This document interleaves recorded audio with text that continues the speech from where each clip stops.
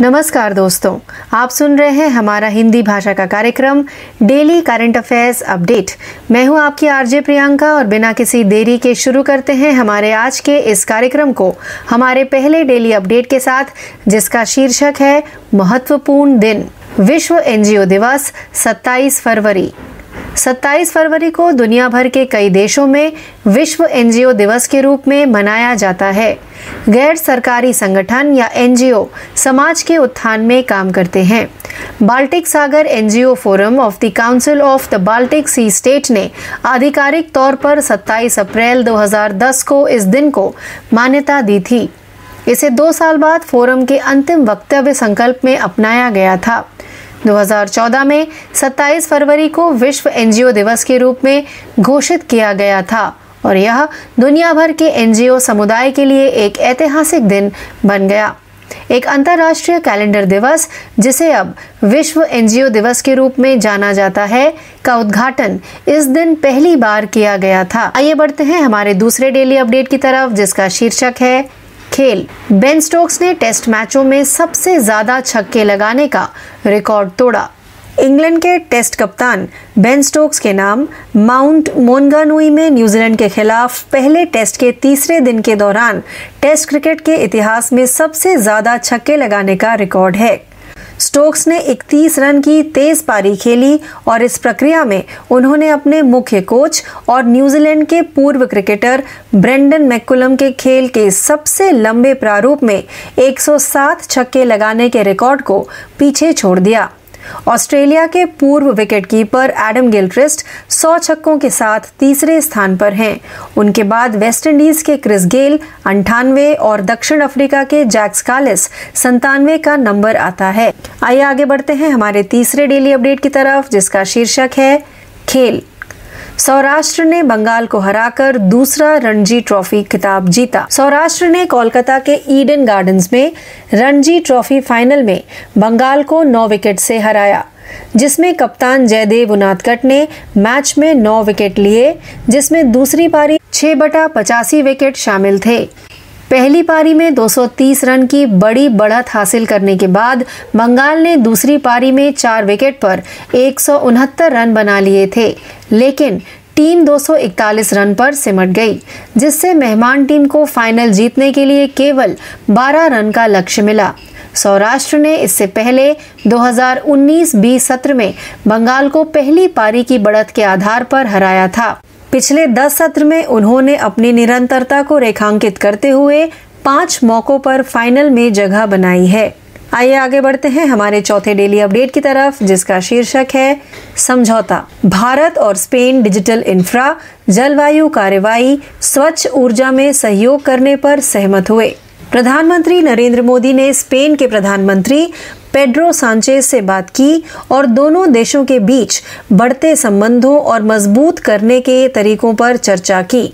आधिकारिक बयान के अनुसार दोनों नेताओं ने आपसी हित के कई द्विपक्षीय और अंतर्राष्ट्रीय मुद्दों पर भी चर्चा की। बयान में कहा गया है कि दोनों नेता डिजिटल बुनियादी ढांचे, जलवायु कार्रवाई, स्वच्छ ऊर्जा संक्रमण और सतत विकास जैसे मुद्दों पर सहयोग करने पर सहमत हुए हैं। उन्होंने चल रही द्विपक्षीय पहलों की भी समीक्षा की है और हाल के उच्च स्तरीय आदान प्रदान पर संतोष व्यक्त किया है। ये बढ़ते हैं हमारे 5वें डेली अपडेट की तरफ, जिसका शीर्षक है रक्षा। Lieutenant general MV Suchindra Kumar होंगे नए उपसेना प्रमुख। आधिकारिक सूत्रों ने बताया कि lieutenant general MV Suchindra Kumar को नया उपसेना प्रमुख नियुक्त किया गया है, जबकि मौजूदा लेफ्टिनेंट जनरल BS राजू दक्षिण पश्चिमी सेना के कमांडर का पदभार संभालेंगे। उन्होंने बताया कि लेफ्टिनेंट जनरल रश्मि बाली को लेह स्थित 14वीं कोर का कमांडर नियुक्त किया गया है, जो लद्दाख सेक्टर में चीन के साथ लगती वास्तविक नियंत्रण रेखा LAC पर सुरक्षा का ध्यान रखती है। सूत्रों ने बताया कि 14वीं कोर के मौजूदा commander lieutenant general अनिंद्य Sengupta Udhampur मुख्यालय वाली उत्तरी कमान के नए चीफ ऑफ स्टाफ होंगे।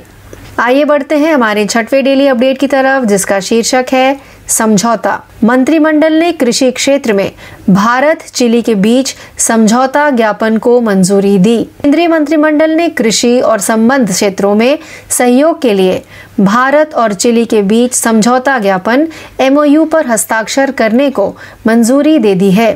एक आधिकारिक विज्ञप्ति में कहा गया है कि यह कृषि और संबद्ध क्षेत्रों में सहयोग प्रदान करता है।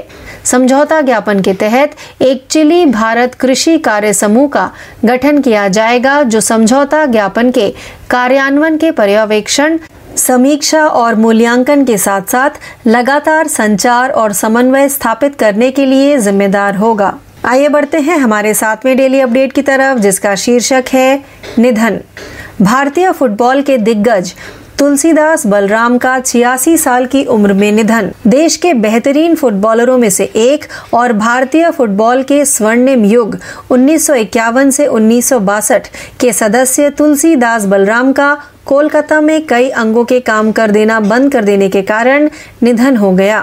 वह 86 वर्ष के थे। बलराम मूल रूप से बालारमन ने 1956 और 1960 में 2 ओलंपिक खेले और एशियाई फुटबॉल के शिखर पर पहुंचे, जब भारत ने महान कोच सैयद अब्दुल रहीम के मार्गदर्शन में 1962 में दक्षिण कोरिया को 2-1 से हराकर जकार्ता में एशियाई खेलों का स्वर्ण पदक जीता। रोम ओलंपिक में, जिसे व्यापक रूप से अंतर्राष्ट्रीय फुटबॉल में उनके सर्वश्रेष्ठ क्षण के रूप में जाना जाता है, उन्होंने हंगरी और पेरू के खिलाफ 2 गोल किए। आइए बढ़ते हैं हमारे 8वें डेली अपडेट की तरफ, जिसका शीर्षक है राष्ट्रीय। UIDAI ने भारत में नया AI चैटबॉट आधार मित्र लॉन्च किया। आधार जारी करने वाली संस्था UIDAI unique identification authority of India ने आधार मित्र नामक एक नया AI/ML आधारित चैटबॉट लॉन्च किया है। UIDAI के ट्वीट में खुलासा किया गया है कि AI संचालित चैटबॉट लोगों को अपने आधार नामांकन की स्थिति जांच करने, उसके आधार पर PVC कार्ड की स्थिति और नामांकन केंद्रों की जानकारी को ट्रैक करने की सुविधा देगा। आधार मित्र त्वरित और स्वचालित प्रतिक्रिया प्रदान करेगा। यह सुविधा UIDAI वेबसाइट के निचले दाएं कोने पर उपलब्ध है। वर्तमान में यह सेवा हिंदी और अंग्रेजी में उपलब्ध है। आइए आगे बढ़ते हैं हमारे 9वें डेली अपडेट की तरफ, जिसका शीर्षक है रक्षा। भारतीय वायुसेना ने स्थिर जैमर प्रूफ संचार के लिए वायु लिंक प्लेटफॉर्म विकसित किया। भारतीय वायुसेना एक अभिनव समाधान के साथ सामने आई है, जो पायलटों को खराब मौसम से निपटने में मदद करेगी और उन्हें बेस स्टेशन के साथ जैमर प्रूफ निर्बाध संचार भी प्रदान करेगी। परियोजना से जुड़े वायुसेना के एक अधिकारी ने बताया कि वायु लिंक के नाम से जाना जाने वाला डेटा लिंक संचार Indian regional navigation satellite system IRNSS का इस्तेमाल करता है, जिसे नेविक के नाम से भी जाना जाता है। उन्होंने कहा कि तकनीकी समाधान का महत्वपूर्ण पहलू यह है कि यह फ्रेंडली फायर को रोकता है। आइए बढ़ते हैं हमारे 10वें व अंतिम डेली अपडेट की तरफ, जिसका शीर्षक है बैंकिंग। इंडियन ओवरसीज बैंक ने इलेक्ट्रॉनिक बैंक गारंटी योजना शुरू की। सार्वजनिक क्षेत्र के इंडियन ओवरसीज बैंक ने national e governance services limited के साथ मिलकर EBG इलेक्ट्रॉनिक बैंक गारंटी योजना जारी करने की सुविधा शुरू की है। बैंक ने एक बयान में कहा, EBG इलेक्ट्रॉनिक बैंक गारंटी शहर मुख्यालय वाले बैंक द्वारा जारी एक साधन है, जिसमें बैंक आवेदक की कुछ कार्रवाई या प्रदर्शन की पूर्ति नहीं होने के बदले एक विशिष्ट राशि की गारंटी देने का वचन देता है। EBG की मुख्य विशेषताएं डिजिटल स्टैंपिंग और डिजिटल हस्ताक्षर के साथ पूरी तरह से पेपरलेस मोड है। तो इस अपडेट के साथ ही हमारा आज का यह हिंदी भाषा का कार्यक्रम डेली करंट अफेयर्स अपडेट यहीं समाप्त होता है। ज़्यादा जानकारी के लिए यूं ही जुड़े रहिए। मैं आपकी RJ प्रियंका आपसे यही विदा लेती हूँ। धन्यवाद।